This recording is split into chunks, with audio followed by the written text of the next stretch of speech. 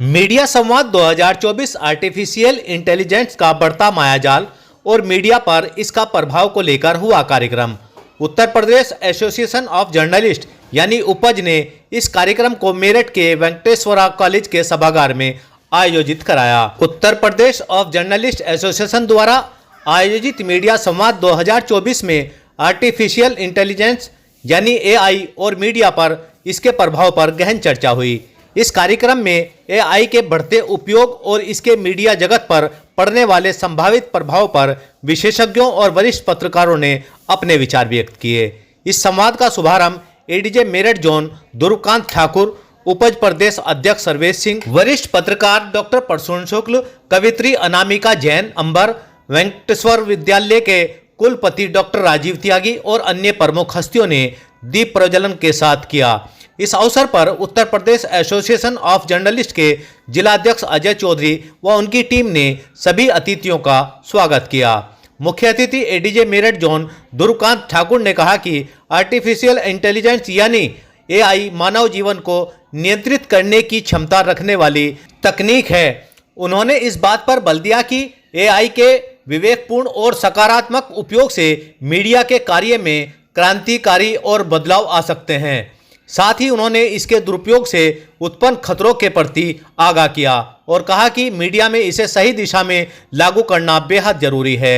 वरिष्ठ पत्रकार पुष्पेंद्र शर्मा ने कहा कि एआई को अपनाने से पत्रकारिता के कार्य में सुधार होगा। उन्होंने जोर देकर कहा कि एआई मानव मस्तिष्क की उपज है और यदि इसे सही दिशा में उपयोग किया जाए तो यह पत्रकारिता को नई ऊंचाइयों तक ले जा सकता है। एपीएन न्यूज संपादक डॉक्टर प्रसून शुक्ला ने बताया कि एआई एक ऐसी तकनीक है जो तेजी से सूचनाओं को प्रसारित करने और जटिल कार्यों को सरल बनाने में सहायक होगी। हालांकि उन्होंने यह भी चेतावनी दी कि यदि एआई को अनियंत्रित रूप से उपयोग किया गया तो यह मानव स्वतंत्रता और अभिव्यक्ति की आज़ादी को चुनौती दे सकता है। अधिवक्ता राजकुमार शर्मा ने कहा कि एआई के माध्यम से समाचारों का प्रकाशन और वितरण सरल हो सकता है, लेकिन इसके दुरुपयोग की संभावना को अनदेखा नहीं किया जा सकता।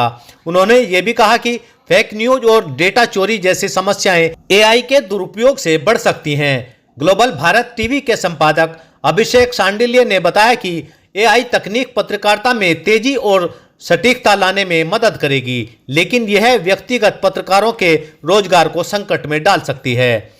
मशहूर कवित्री अनामिका अंबर जैन ने कहा कि कोई भी मशीन मानवीय संवेदनाओं और अनुभवों की गहराई को नहीं छू सकती। उन्होंने कहा कि एआई का उपयोग केवल एक उपकरण के रूप में होना चाहिए, न कि इसे इंसान के विकल्प के रूप में देखा जाना चाहिए। कवि सौरभ जैन ने कहा कि एआई तकनीक रचनात्मकता में सहायक हो सकती है, लेकिन यह भावनाओं को पूरी तरह से व्यक्त नहीं कर सकती। उन्होंने एआई को रचनात्मकता और मानवीय संवेदनाओं के सह अस्तित्व के रूप में देखने का सुझाव दिया। वरिष्ठ पत्रकार राजेश शर्मा ने कहा कि हर तकनीकी नवाचार के साथ सकारात्मक और नकारात्मक पहलू जुड़े होते हैं। एआई पत्रकारिता को तेज और प्रभावी बना सकता है, लेकिन इसके दुष्प्रभावों से बचने के लिए जागरूकता और सतर्कता अवश्य है।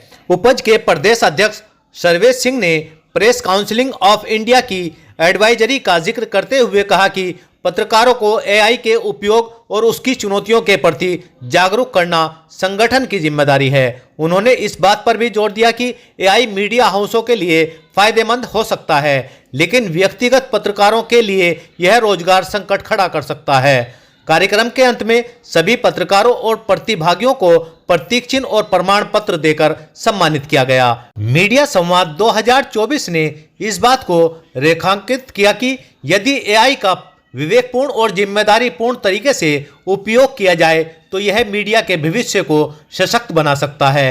मीडिया संवाद 2024 ने एआई और मीडिया के संबंधों पर एक व्यापक दृष्टिकोण प्रस्तुत किया। यह स्पष्ट हुआ कि एआई जहां पत्रकारिता को तेज और सटीक बना सकता है, वहीं इसके दुष्प्रभाव भी गंभीर हो सकते हैं। इस तकनीक के सकारात्मक और नकारात्मक दोनों पहलुओं को ध्यान में रखते हुए इसे संतुलित तरीके से अपनाने की आवश्यकता है। कार्यक्रम में पत्रकारिता के भविष्य में एआई के प्रभाव और उपयोग को लेकर एक नई सोच और दृष्टिकोण को बढ़ावा दिया।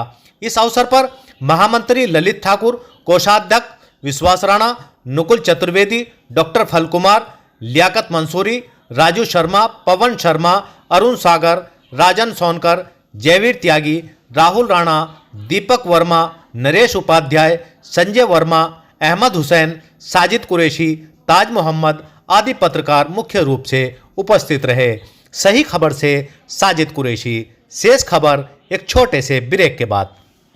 सरधना में कालंद रोड पर ऑक्सफोर्ड पब्लिक स्कूल के सामने गोल्डन सिटी आवासीय कॉलोनी में मुनासिब दाम पर प्लॉट उपलब्ध हैं। शाहरुख उर्फ बंटी कुरैशी, डॉक्टर प्रदीप धामा व नीटू चौधरी से संपर्क करें। बजा के धन्यवाद व्यक्त करना चाहिए। इस संगोष्ठी में जब इस स्तर से कोई साथ देने के लिए उपस्थित हो, चाहे वो किसी भी क्षेत्र के हों, राजीव त्यागी जी उपस्थित हैं जिन्होंने इस कार्यक्रम को आयोजित किया है। हमारे आदरणीय डायरेक्टर साहब उपस्थित हैं जिनके कारण ये कार्यक्रम यहाँ सज रहा है। सही खबर YouTube चैनल पर 100% सच दिखाने का प्रयास। आपका सहयोग व मार्गदर्शन जरूरी।